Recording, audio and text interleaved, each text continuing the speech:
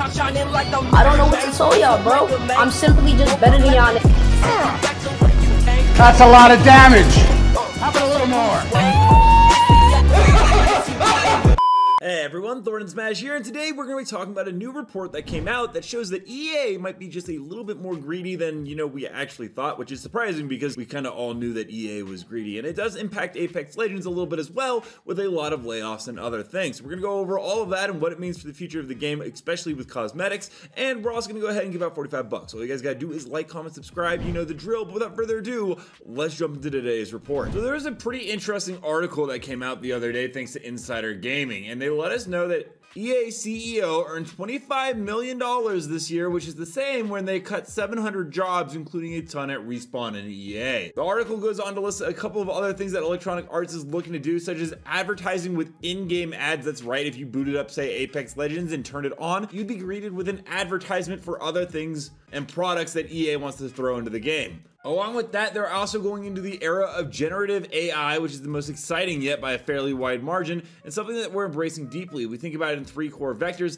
efficiency, expansion, and transformation. And yes, this will most likely come to Apex Legends in some capacity, as we've already seen it slightly with the Hot Drop store, which is a way that the AI uses an algorithm to find out what skins you don't own and then try to make you buy some of the ones in the game. Now, I'm gonna be honest here. Companies like EA, they kind of do this with the CEO. They take in a good amount of profit, but it's kind of sad to see that despite all the profit they made and the CEO keeping it, that they were doing layoffs at Respawn.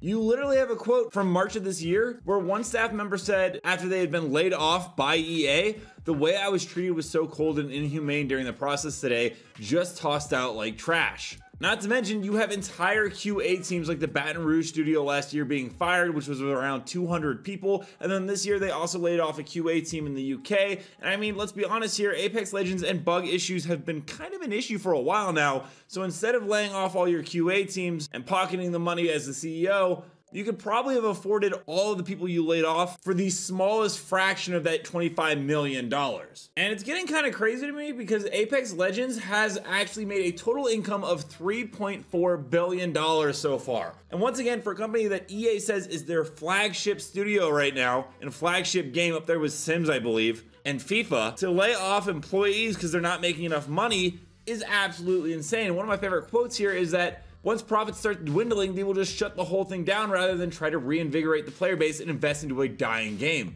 And this isn't actually that wrong at all. There's a great post right here on why EA shuts down studios. EA buys these companies because it sees them as valuable additions to their portfolio. They can buy out a rival and make money at the same time. It's more or less how it's seen. The reason the company shut down, though, is because EA management gets involved and start requiring certain things to be done. Some of these things are for various reasons. Maybe they demand an earlier release for Christmas in order to drive more sales. Maybe they demand XP changes about a game to make it more accessible. Maybe they might demand a multiplayer or microtransaction portion be added to the game. And make no mistake, we're already beginning to see that this season. I've heard from multiple different insiders that Apex Artifacts, the new Qatar system, along with the exotic shards, was 100% an EA call that was added into the game.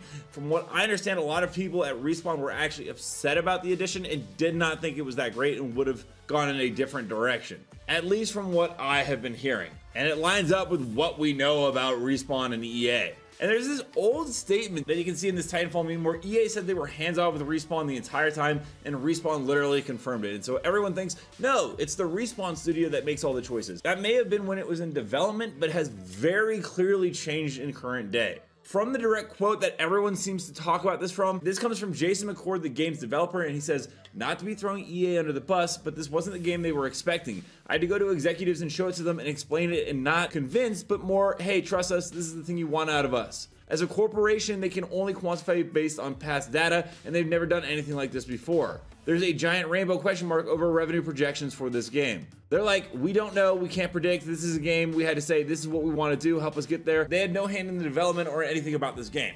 And that's actually a pretty damning quote of EA, if I'm going to be honest, because it shows that EA had no idea what to do with this IP, and they were hands-off during the development, but now that it has made $3.4 billion, Andrew Wilson brings up this game almost every quarterly investor meeting, meaning that they are definitely hands-on now. And it's a shame because the focus has very much shifted to the store sales, as we are a month and a half into our season 21, and we've gotten, I think, 3 store sales with a Void Raider milestone event, yet not one piece of actual updates to the game or collection events or anything to do to fix the cheating issue. And EA even admits in past seasons that Apex Legends has underperformed and the franchise were below the levels they had anticipated, reflecting the challenging market dynamics. And this is my great worry about Apex Legends, because it is, according to EA, reflecting the challenging market dynamics. But as a publisher, I don't think EA has the best track record that when things get challenging in that market dynamic of navigating it properly with their studio. The game dev team over at Respawn might be able to come up with some really cool ideas, but as Jason McCord said in that earlier quote, EA as a corporation can only quantify based on past data, and they've never done anything like this before. There's a giant rainbow question mark over revenue projections. They don't know what to do with this IP, and I am truly worried that they might actually end up running it into the ground. Very similar to when things got tough for Apex Legends Mobile, which was out for 1 year. Well, that game just got straight up shut down. Not to mention when they decided to do other things like the single player game, I guess EA once again didn't know what to do with that and destroyed that game as well. Or at least canceled it and laid off a whole bunch of staff while Respawn tried to move people over to the correct studio. Let me know down below, what are your guys' thoughts on EA making so much money off of Apex Legends, the CEO making 25 million, yet still laying off Respawn staff? Also, don't forget to check out this channel right here by my editor Novell, who does amazing Apex Legends and other content. And until next time, everyone, keep slaying in the Outlands. I'll see you out there.